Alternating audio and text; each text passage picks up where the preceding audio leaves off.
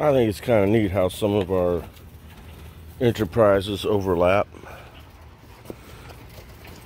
My little hobbies overlap like crazy, and one has tools that work for the other, and then you end up using tools from this hobby and that hobby or another hobby, and it just enriches you in ways that you can't really describe. You end up having cool things that end up working for other things. It's hard to come up with an example. With my bees and beeswax and honey, we end up using these strainer things that are called a honey sieve. That thing is handy for a lot of things. I've used it for straining wax. Once you use it for that, it's dedicated to that though. And I've used it for when we did berries and we strain the juice, stuff like that. It's like a heavy duty, very fine strainer. You end up using it for things. And I discovered that Rick is collecting alligator eggs. And that's interesting. I wonder what he's using for an incubator, and hey, how could I help, you know? I've got plans for a real nice incubator that I got off the internet and built one myself. It works great. It works better than the store-bought one that I bought. I have 2 incubators. So this whole alligator incubating thing is very interesting to me. It must be exciting when they start hatching. I'd like to see that. So figure out how to video it. Post it up, man. That'd be interesting. Who cares if this website isn't totally about ducks and we do all our other little hobbies and enterprises and talk about it. That's interesting. It really is. I picked up a lot of eggs last night. There's a broken one. They don't all come out. There was like 30 eggs in here last night.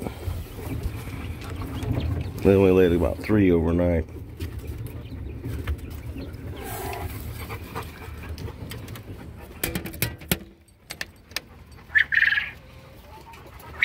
I think I'm only going to keep 2 of those and give the other 3 to Yankee Gray if I could get down his way. That one's a rooster, I think. He just hasn't made a crow yet. Eventually, if that's a rooster, he's got to go. But maybe not. There's eggs laying around in here. They're laying eggs now. So, I've been throwing watermelon in there and letting them eat it.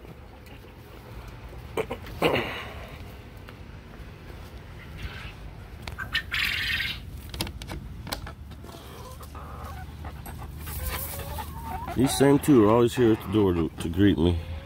Oh, they want the grass, that's why.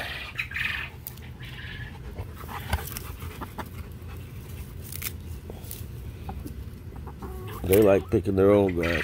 They clip it off and eat it.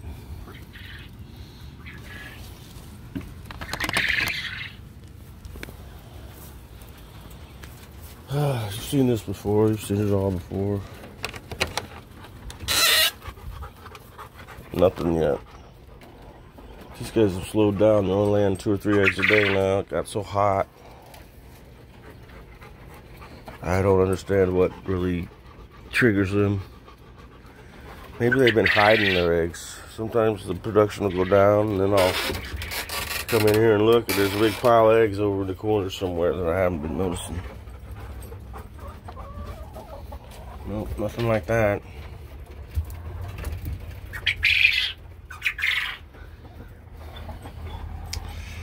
As you can see, it doesn't really take much to have a chicken coop. In the city, I think if I lived in the country, this would already be destroyed with a raccoon tore through there.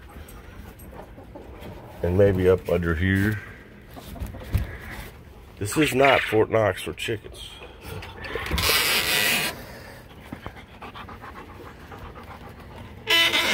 But it works.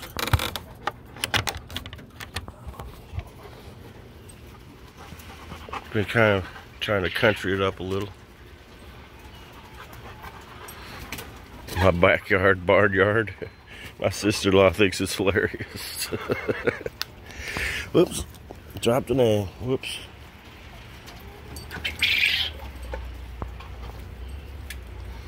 Hey, this flycatcher thing's working. My wife put a piece of shrimp and an egg and some water in there and cut holes in it and shook it up, and they get in there and then can't get out.